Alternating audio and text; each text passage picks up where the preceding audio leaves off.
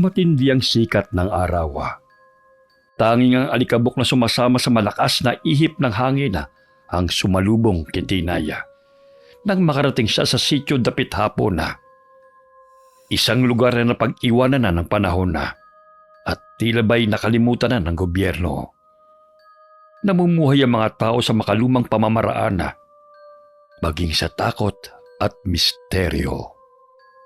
Ay, sa wakas nakarating din ako sa lugar na to. Sa unang tingin, ordinaryo lamang ang lugar, katulad sa mga napupuntahan ko. Pero nararamdaman kong may kung anong misteryong bumabalot dito. Patuloy na naglakbay si Tinay hanggang sa makarating siya sa kubo ni Mang Florentino, isang veteranong sundalo at nag-iisa lamang sa buhay. Umupo siya sa lilim ng punong kahoy upang makapagpahinga. Napansin siya na matanda, kaya't nilapitan siya nito bit-bit ang isang basong tubig.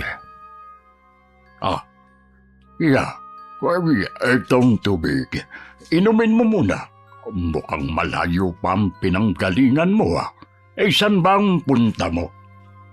Salamat ho, Tatang. Isa ho akong manggagamot na naglalakbay kung saan man ako dalhin ang aking mga paa. Napadpad ako rito dahil malakas ang pakiramdam ko na kailangan ako ng lugar na to. Kung wala kang matutuluyan, bukas ang bahay ko. Pagpasensya mo na lang dahil maliit. Nag-iisa lang ako sa buhay. Salamat po, Tatang. Pero nakakahiya naman sa inyo. Naku, huwag ka nang mahiya. Sanay akong tumanggap ng mga bisita. Sa katunayan, marami na akong naging kaibigang dayo. Maging ang mga rebelde sa kabundukan naging kaibigan ko na kahit isang sundalo ako noon. Likas na pala kaibigan si Mang Florentino. Sa edad na 70 ay malakas pa ito. Magaan ang pakiramdam ni Tinay sa kanya. Kaya simula ng araw na yun ay doon na siya namalagi. Ay, diyan ka sa kubo, ha? Ay, dito na lang ako sa papag matutulog, iha. Nakakahiya naman ho sa inyo, Tatang. Huwag ka mag-alala. Sanay ho akong matulog kung saan-saan. Dito na ako sa labas ng kubo. Kahit pa naman noon, dito na ako madalas matulog. Dalhin mo na mga gamit mo doon sa loob. Maraming salamat ho sa pagtanggap sa akin, Tatang. Walang kinagis ng ama si Tinay. Kaya't ganun na lamang ang kanyang tuwa nang makilala niya si Mang Florentino. Itinuring siya nitong anak. Ipinagluluto at pinag-iigib siya ng tubig. Mababanaag din ang tuwa sa mukha ng matanda dahil may makakasama na siya sa kubo. Habang kumakain ay nabanggit ni Mang Florentino ang tungkol sa dalawang babaeng nangangahoy na natagpuang walang buhay sa loob ng gubat. Alam mo, iha, simula nang matagpuan ang dalawang bangkay sa gubat, nabalot na ng takot ng sityo. 5:00 pa lamang ng hapon ay wala ka nang makikitang naglalakad sa daan. Kung meron man ay grupo ng mga tao, sa takot na makasalubong ang pumapatay. May ideya po ba kayo kung sino ang salarin? Wala. Ngayon lang ulit nangyari ito. Ang huling patayan at nagbigay ng takot dito sa sityo ay mahigit 30 taon na ang nakararaan. Namatay na si Diamante na mambabarang. Sandali lang. At may kumakatok. Nang pagbuksan ni Mang Florentino ang taong kumakatok, bumungad sa kanya si Lando. Namamaga ang mga kamay nito at hindi na napigilan ng mapaluha dahil sa sakit. Umupo ka na muna riyan sa papag, Lando. Tang, baka kailangan niyo ho ang tulong ko. Tama-tama, iha. Kaya mo naman sigurong gamutin tong namamagang kamay ni Lando. Opo. Sandali at maghuhugas lang po ako ng kamay. Wala kasing manggagamot sa lugar na to eh. Akong takbuhan ng mga residente dahil marami akong tanim na halamang gamot sa bakuran. Kung ano-anong dahon lang naman ang tinatapal ko, kaya maswerte na kung gagaling ang karamdaman nila. May konting kaalaman din naman ako sa panggagamot. Natutunan ko nun sa dati kong kasintahan. Aba, nagkaroon din pala kayo ng karelasyon, Tang. Oh, nasa na ho siya ngayon? Bakit nagkahiwalay po kayo? Ay, ewan ko nga ba. Bigla na lang siyang umalis nang hindi nagpapaalam. Biglang napasigaw si Lando nang muling sumakit ang kamay nito. Pumutok at nilabasan ng masangsang na likido. Magdidiktik na muna ako ng dahon ng malunggay at oregano. Mabisang gamot ito sa pamamaga at sugat. Sandali lang ha. Sige, Uy, ano ka ba naman, Lando? Para ka naman batang iyakin eh. Ang layo-layo naman sa bitukan nito. Oh, ito na. May nasagi kang itim na elemento na naninirahan sa puno ng akasya. Nagalit siya dahil naapakan mo ang kamay niya habang nagpapahinga siya. Ilang beses ko na sinabi sa inyo, Lando, na magtabi-tabi kayo kapag pumupunta kayo sa masukal na lugar. Tumanda na ako rito sa bundok. Kaya't alam kong marami ang naninirahang elemento na hindi natin nakikita. Oh, ayan. Oh, masakit pa ba? Umiling-iling ang lalaki at napatingin kay Tinaya. Buong akala nito'y matandang babae ang manggagamot. Ngunit nang tanggalin ng dalaga ang belo na nakatakip sa kanyang muka, laking gulat ni Lando na isang magandang manggagamot ang kanyang kaharap.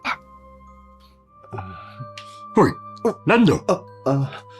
Baka matunaw na yung si Tinay sa kakatitig mo, ha? Kumurap ka naman, oy. Itong langis, Lando. Mabisang gamot ito sa pamamaga ng sugat mo. Tsaka tapalan mo lang ng dinikdik na dahon ng oregano para tuluyan ng maghilom ang pamamaga ng kamay mo. Magpasalamat ka kay Tinay dahil marunong siyang manggamot. Kung ako lang, nako, baka kung anong dahon lang ipangtapal ko sa sugat mo. Ayaw pa sanang umalis ng lalaki kahit na hindi na sumasakit ang kamay nito, sapagkat nabighani siya sa maamong mukha ni Tinaya. Mula noon ay araw-araw nang pumupunta si Lando sa bahay ni Mang Florentino. Hindi dahil para magpagamot, kundi gustong ligawan nito si Tinaya. Pasensya ka na, Lando, ha? Hindi ako pumunta rito upang magpaligaw. Nandito ako dahil alam kong kailangan ng mga tao ang tulong ko. Ay, oo nga iyo. Isa pa, marami ka naman naging nobya. Kaya wag mo nang idagdag sa listahan mo tong si Tinay. Doon ka na lang dumiskarte kay Ramona. Tiyak, sasagutin ka nun dahil matagal nang may gusto sa'yo yun.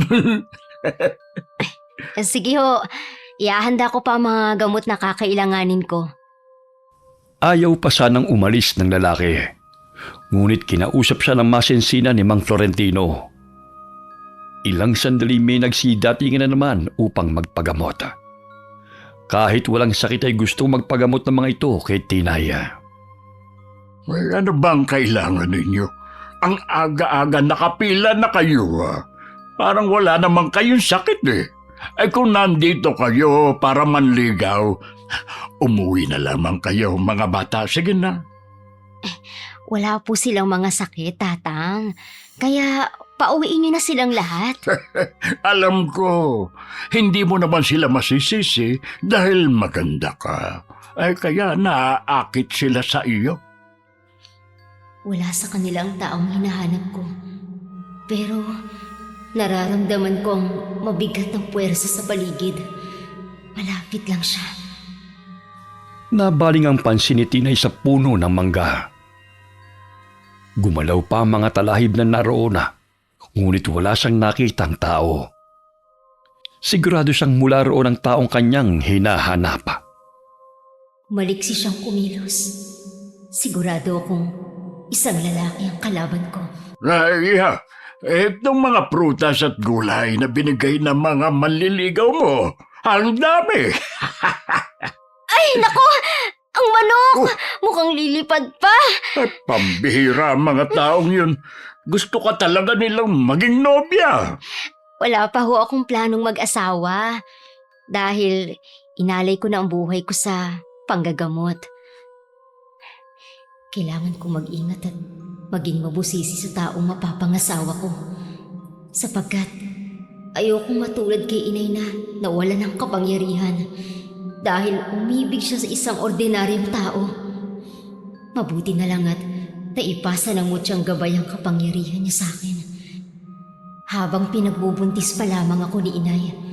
Dahil kung hindi, mapuputol na ang dugong babaylan na siyang pupuksa sa mga kalaban ng aming angkan.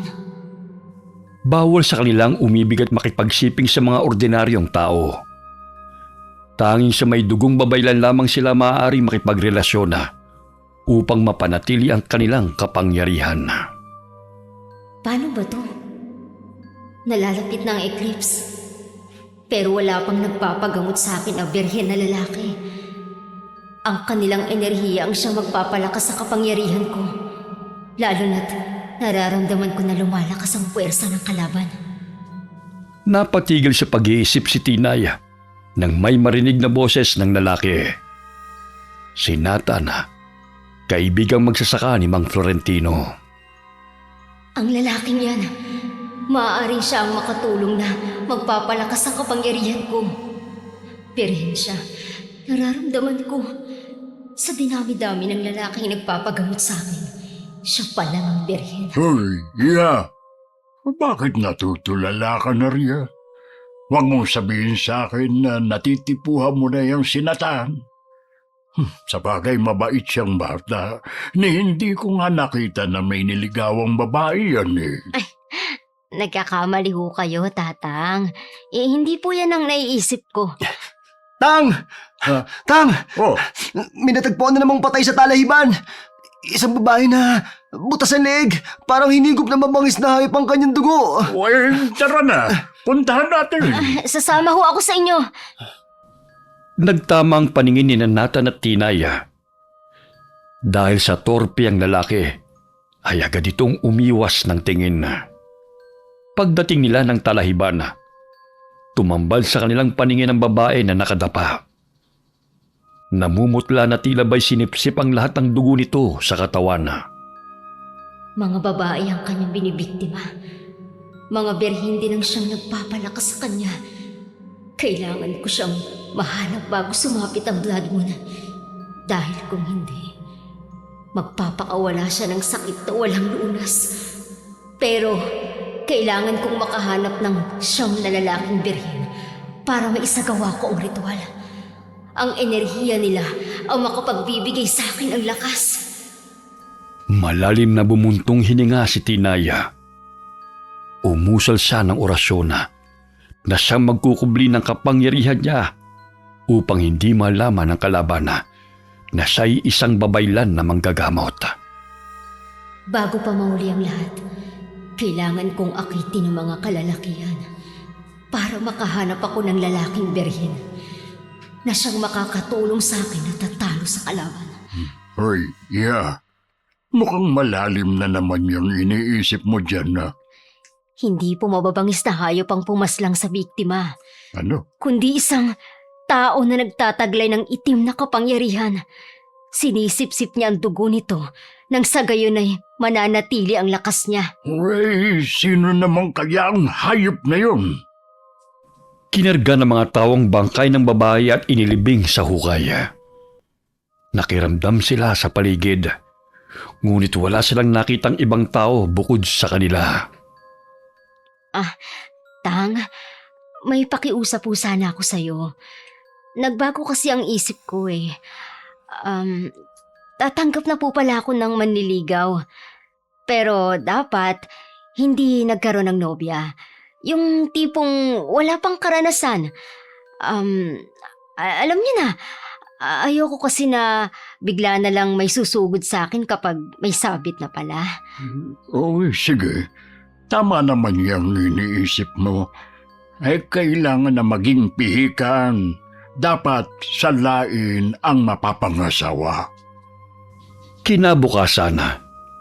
Namangha si Mang Florentino nang makita na hindi na nakatalukbong ng belo si Tinaya. Tanging nakasut lamang ito ng mahabang bestida. Ang buwaghag nitong buhok ay nakatirintas, kaya't mas lumitaw ang maamo nitong mukha. Iha, parang kahawig mo ang aking nobya noong kabataan niya. Ang pinagkaiba lamang ninyo, may malapad na nunal siya sa kaliwang pisngi. Po? Si inay ay may malapad na nunal sa kanyang pisngi eh. Sandali, kukunin ko ang litrato niya. Uy, siya nga. Si Ebang. Anak ka niya? Pero nasaan ang iyong ama? Wala po siyang sinabing pangalan, maging sa akin, upang protektahan ang aking ama mula sa galit ng kanyang mga kapatid.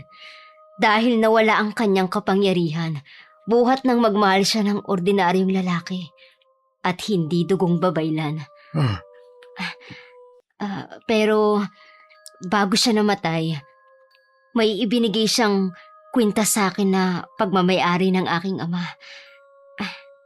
Heto po, tanda raw ito ng kanilang pagmamahalan. Ibig sabihin, nagbunga ang aming pagmamahalan. At ikaw yun, Tinay. Ito ang kwintas na ibinigay ko sa kanya. Ngunit hindi ko alam ang dahilan kung bakit bigla na lamang siyang umalis at hindi na muling bumalik pa. Dahil gusto niya po kayong protektahan mula sa kaaway at sa mga kapatid niyang galit sa kanya. Kaya hanggang sa huling sandali ng kanyang buhay, ay hindi siya nagbigkas ng pangalan ng aking ama. Anak kita, ang tagal kong naghintay na babalik siya. Pero nandito ka ngayon. Tadhana na ang gumawa ng paraan para magkasama tayo, anak. Mahigpit na niyakap ni Mang Florentino si Tinaya. Hindi nito sukat akalain na nagkaanak sila ng dating kasintahan na.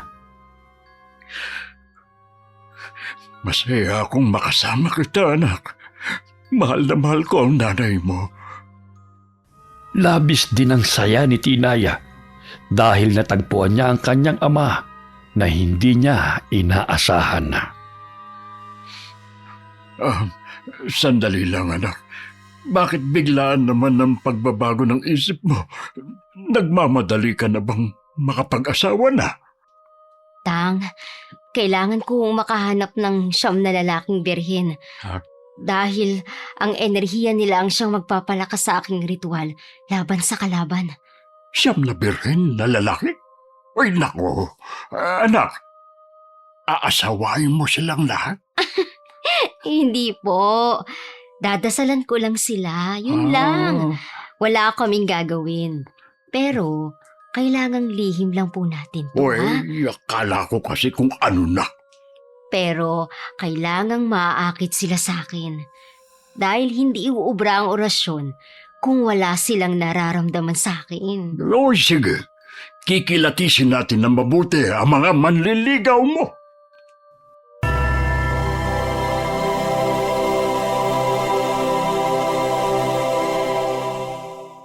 Lumalabas ng kubo si Tinay upang mamasyal. Sinasadya niyang dumaan kung saan may mga kalalakihan na upang maakit sa kanya. Ayun, may dalawang birhen na lalaki. Napatingin sila sa akin. Ay, sana naman ay pumunta sila sa kubo ni Tatang. Napawang pa ang mga bibig ng mga ito at napatigil sa pagbubungkal ng kamoteng kahoy. Napangiti siya sa mga lalaki at kumaway-kaway pa bago umalis. Ilang sandali nakasalubong ni Tinay ang isang lalaki. Matikas ang katawan nito moreno at gwapo. Magandang araw sa iyo, Binibini. Ngayon lang ako nakakita ng babaeng kasing ganda mo.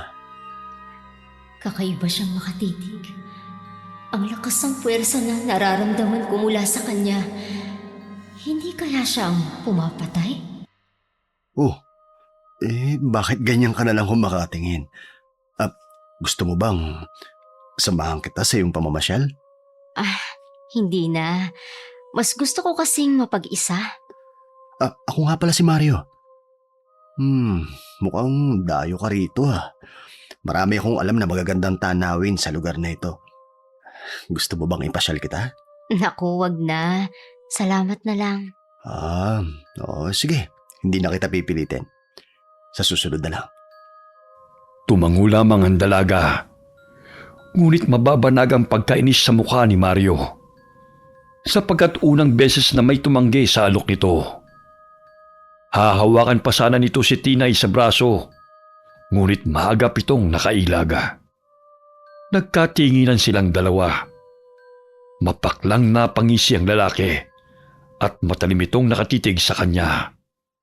Ilang sandali patakbong lumapit si Nathan sa kanilang kinaroroonan. May problema ba dito? Tinay, ito pala yung mangga na pinapakuha mo. Halika na, umuwi na tayo. Pagkukunwari ni Nathan. Hinawakan pa nito ang kamay ni Tinay bago lumakad palayo. Napalingon si Mario sa kanila at kuyumang kamaong hinatid sila ng tingin. Ang lakas ng enerhiya ng babaeng yan Napakabango niya. Sa lahat ng babaeng birhen na natikman ko, siya ang may pinakahalimuyak na hindi ko mawari. Kailangan na mapasakin siya dahil 2 birhen na lang ang kailangan ko upang maging ganap na makapangyarihan at maging immortal na mambabarang.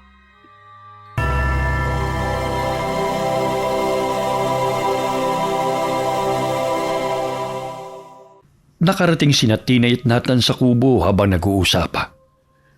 Nawala ang pagkatorpe ni Nathan at napapangiti pa ito sa dalaga. Pasimpleng isinagawa ni Tinay ang orasyon nang ilagay niya sa noo ng binata ang kanyang kamay. Tila ba'y may kulay asul na enerhiya na nagmumula sa binata na pumapasok sa katawan ng dalaga. Pinilig-pilig ni Nathan ang ulo nang matapos na umusal ang orasyon ng dalaga. Parang nagutom ako, Tinay Ikukuha muna kita ng merienda. Mamaya na lang natin kainin tong mangga. Ano ba itong nararamdaman ko? Parang nagkakagusto na ako kay Tinay Kakaiba yung ganda niya. Napalingon si Nathan sa mga taong paparating sa kubo nang marinig ang ingay ng mga ito. Kasama ng mga ito si Mang Florentino. Ay, nako. Kayo talaga. Papayagan ko kayong manligaw kay Tinay. Ngunit kapag ayaw niya sa inyo, respetuhin niyo siya. Ayokong manggulo kayo rito sa teritoryo ko. Maliwanag ba? Kakausapin din naman niya kayo Grabe naman tong si Tatang. Parang naghako talaga ng mga lalaki. 8 na lang ang kailangan ko. Pero parang isang barangay naman ang kasama niya. Di bali na nga, para matapos na ang ritual. Hinarap ni Tinay ang mga kalalakihang pumipila upang makausap siya. Tanging ang mga lalaking kailangan niya ang mabusisi niyang kinakausap at pasimpleng isinasagawa ang orasyon. Iisang lalaki na lang ang dapat kong maorasyonan. Matatapos na rin ako. Lalapitan na sana ni Tinay ang kahuli-hulihang lalaki. Ngunit bigla na lamang nag-eskandalo roon si Marieta, ang babaeng nagkakagusto sa lalaking nandiligaw kay Tinay. Marieta, huwag mong bastusin si Tinay. Hindi siya mababang uri ng babae katulad ng iniisip mo. Isa na lang sana. Nakakainis naman tong babaeng to. Ang sarap kutusan. Binubulyawan nito si Tinay at pinagbibintangan rin na ito ang aswang na pumapatay sa baryo. Ngunit dahil hindi na masikmura ni Mang Florentino ang paratang ng babae, ay malakas niya itong sinampal. Bastos kang babae ka. Isang salita pa, hindi lang yan ang aabutin mo sa akin. Hindi pa man nakatuntong ang anak ko rito'y talamak ng patayan. Kaya wag na wag mong babastusin ang anak ko sa sarili kong pamamahay. Natigilan ng babae nang marinig ang sinabi ni Mang Florentino. Maging ang mga taong naroon ay nagulat sa kanilang narinig. Ay magsiuwi na nga kayo. Ay ilang beses ko nang sinabi sa inyo na kapag may sabit na, wag nang pumunta rito. Ay kantitigas ng mga ulo ninyo Nagsiuwian ng mga tao. Maging ang isang lalaki na sana'y panghuling oorasyonan ng dalaga. Gusto pa sana niya itong pigilang umalis, ngunit sinundo rin ito ng kanyang ina. Paano na to? Mababanaag ang panghihinayang sa mukha ng dalaga. Kaya't napaupo na lamang siya sa silya at nakatingala sa kalangitan. Makapalang itim na usok na tumatakip sa ulap. Pahiwatig na nalalapit na ring matapos ang ritual ng mambabarang. Isang babae na lang din ang kailangan niya. Matapos niyang maisagawa ang ritual, tiyak, dadanak ang dugo sa lugar na to. Maging sa ibang baryo na gugustuhin niyang pahirapan. Tinay, bakit nakasimangot ka? Huwag mo nang isipin yung sinabi ni Marieta. Hindi naman yun totoo eh. Nandito ka pala, Nathan. Akala ko umuwi ka na. Hindi pa. Hindi pa nga natin nakakain tong hinog na mangge, oh. Nakalimutan mo na sa dami naman niligaw mo. Aba, ay parang may nagseselos. Naku, hindi po. Tumawa na lamang si Mang Florentino nang makita ang pamumula ng pisngi ni Nathan. Ilang sandali napalingon sila sa bintana at natatanong nilang patungo roon si Nonong na pinsan ng binata. Takot at namumutla. Sinabi nitong kiniladkad ng lalaki si Raquel na bunsong kapatid ni Nathan patungo sa gubat. Tutulungan pa sana niya ito, ngunit mabilis itong nawala sa kanyang paningin. Kailangan natin silang hanapin. Magtatakip silim na. Nanganganib ang buhay ni Raquel. Gagawin niya ang huling ritual. Pigilan natin siya sa abot ng ating makakaya. Dali-daling tumungo sila sa gubat. Kahit hindi pa man ganun kalakas ang kapangyarihan ni Tinay upang matalo ang kalabang mambabarang, mas pinili niyang harapin na lamang ito kaysa hayaan na magwagi ang masamang balak. Kumikinangamuti ang bato na sa aking kwintas. Itinuturo niya ang daan kung nasa ng kalaban. Nararamdaman kong lumakas na ang mutya na ibinigay ni nanay. Kahit pa hindi tapos ang orasyon ko. Umusal ito ng orasyon habang nakaharap sa panghuli nitong biktima. Nandun sila sa loob ng kuweba. Kailangan mapigilan natin siya bago pa niya masipsip ang dugo ni Raquel. Siya ang panghuling berhen na magpapalakas sa mambabarang. Nandidilat ang mga mata ni Mario habang umuusal ng orasyon. Hahalikan na sana nito si Raquel nang biglang may tumama sa batok nito, dahilan na humiyaw ito sa naramdamang sakit. Ano yun? Aray! Ayun, tinamaan siya ng tansong bala ng tirador ko. Dali-daling pumasok si Tinay sa kuweba upang iligtas si Raquel. Ngunit nakita sila ni Mario na nooy hinihilang tansong bala na bumaon sa batok nito. Hindi niyo ako mapipigilan sa aking ritual. Ikaw? Mabuti at nandito ka. Dahil kakaiba ang bango mo kaysa sa ordinaryong kababaihan. Ikaw ang kukumpleto sa akin sa gabing ito. Umusal ng katagaang mambabarang na si Mario dahilan na umihip ang malakas na hangin. Nagsilabasa ng mga insekto. upang pumasok sa katawan ng mga kasamahan ni Tinaya. Ngunit dahil sa orasyon na isinagawa ng dalaga upang protektahan ang kanyang mga kasama, ay hindi basta-bastang nakalapit ang mga insekto sa kanila. Anong klaseng babae ka? Bakit nararamdaman ko ngayon ang lakas ng aura mo? Isa ka bang babayan? Hindi ako papayag na patuloy ka mag-aasik ng lagim.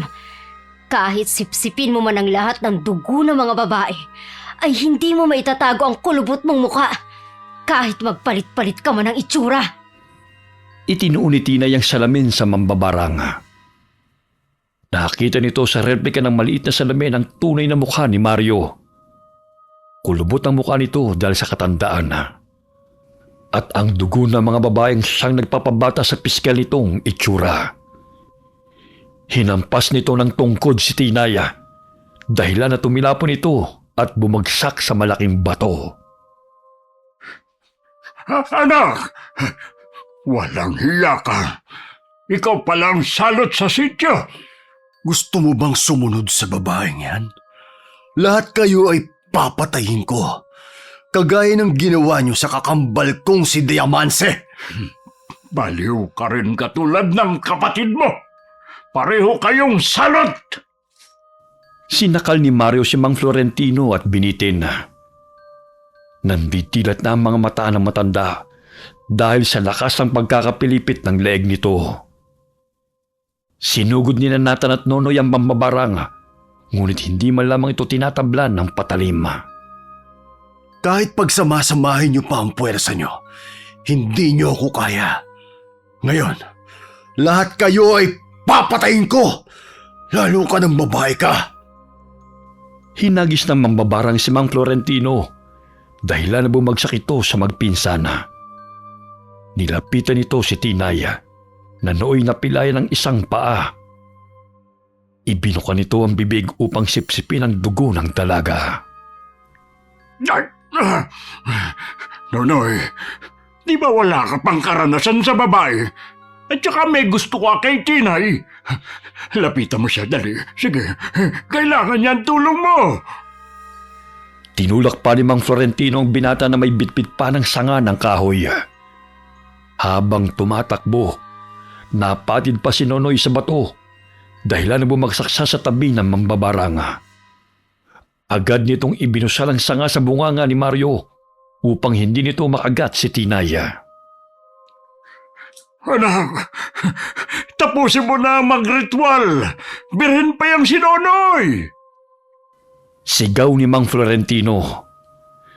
Dali-daling inilapat ni Tinay ang palad sa noo ng lalaki at umusal ng orasyon. Ilang sandali may kung anong puwersang lumabas sa katawan ng dalaga dahil nakumpleto niyang enerhiyang magpapalakas sa kanya. Hindi! Pareho tayong pinalalakas ng siyam na katao sa pamamagitan ng ritual. Ang kaibahan lang natin ay pumapatay ka. Ngayon, ikaw ang papatayin ko! Nagpambuno silang dalawa habang pilit na inilalabas ni Mario ang matatalim nitong ngipin at dila.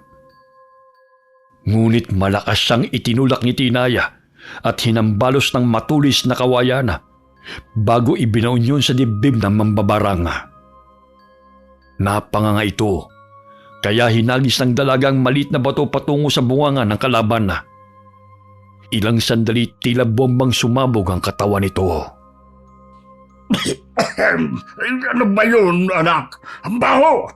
Parang imburnal! Sumabog ba naman ang itim na budi at naaagnas na katawan? Ano yung pinalulun mo sa kanya? Batong mutya na siyang tumatapos sa buhay ng kalaban. Tingnan niyo ang buwan. Naging blood moon. Yan ang hinihintay niya para maging ganap siyang immortal kapag natapos niya ang ritual. Mamamatay man ang kanyang katawan, ngunit hindi ang kanyang kaluluwa. Pero dahil hindi niya natapos ang ritual, hindi na siya babalik. Paika-ikang nagdakad si Tinaya, ngunit inalalayan siya ni Nathan. Napansin niya ang kwintas na suot ng binata, katulad sa ibang kakilala niyang matatandang babaylana. Nathan, saan mo nakuha ang kwintas na yan? Ito, pamana to ni tatay sa akin bago siya namatay. Parang katulad mo, manggagamot din siya. May dugong babay lang din pala kayo. Oo, yun ang sabi niya sa akin. Magkasama nilang tinahak ang daan pauwi. Hindi pa rin nawawala ang takot ng bunsong kapatid ni Natana dahil iyak pa rin ito ng iyak. Hindi ako makapaniwala na si Mario ang pumapatay at kapatid siya ni Diamante na mambabarang. Dahil minsan ko na siyang nakausap. Mabait siya at hindi halata na masama siyang tao. Nagkukunwari siyang mabait upang makapambiktima ng tao. Hindi lang siya ordinaryong mangbabarang, kundi may lahi rin siyang aswang. Hindi ko pala nasabi sa iyo, Tinay, anak. Ang nanay mo ang pumaslang sa mambabarang na si Diamante noon. Dahil muntik na akong patayin ng babaeng yun. Ngunit matagal na panahon na yun. Bakit ngayon lang bumalik ang kapatid niya upang makapaghiganti? Dahil ngayon lang ulit sumibol ang blood moon na siyang magpapalakas sa isinasagawa niyang ritual. Nanatili si Tinay sa sityo upang makasama ang kanyang ama. Ang nooy tahimik na kubo ay napuno ng masasayang kwentuhan at tawanan. Hindi ko inaasahan na magiging masaya ko uli, anak. Wala man ako habang lumalaki ka. Babawi ako sa iyo ngayon. Tang, alam mo kahit hindi ka man pinangalanan noon ni nanay, masasayang alaala niyo ang madalas niyang kinukwento sa akin. Uy, bumalik ba siya sa tribo kung saan siya nanggaling? Hindi po. Doon kami na malagi sa isang kapatid ni nanay na nakakaintindi sa kanya. Hanggang sa ipinanganak niya ako. 2 silang nag-alaga sa akin dahil matandang dalaga si Tia Delpha. Prinotektahan niya kami ni nanay sa galit ng iba nilang mga kamag-anak. 10 taon ako noong nang mamatay si Tia Delpha. Hanggang sa tanggapin na lamang ako muli ng aming angkan. Malihim ang nanay mo, anak. Tanging ang alam ko lang ay nagmula siya sa tribo. E di sana naprotektahan ko rin kayo. Ang importante po, magkasama na tayo ngayon, Tatang. Madalas nang pumupunta si Nathan upang bisitahin si Tinaya. Sang-ayon naman si Mang Florentino na ang binatang makakatuluyan ng kanyang anak sapagkat mabait at responsable itong tao. Hindi nagtagal ay nagkamabutihan sina Tinay at Natana. Wala na ring umaakit ng ligaw sa dalaga. Simula nang sagutin ito ang binata. Maging ang mga babaeng naggalit kay Tinay noon ay mabuti na ang pakikitungo sa kanya. Dahil nalaman ng mga ito kung sino ang totoong salarena. Sa dugong manggagamot na nananalaytay kay Natana, tinuruan siya ni Tinay sa panggagamot hanggang sa ito'y natuto. At silang dalawang naging takbuhan ng mga tao sa tuwing nagkakasakit ang mga ito. Naging payapa ang sityo sa tulong ni Tinaya na isang mapang-akit na manggagamot. Wakas. Konting alam naman din ako kay Dorje. Kikilatasin. Oy, sige. Kikilat. Oy, sige. Kikilat. Kapit. Palop ka! O sige. Kikilitis. Alas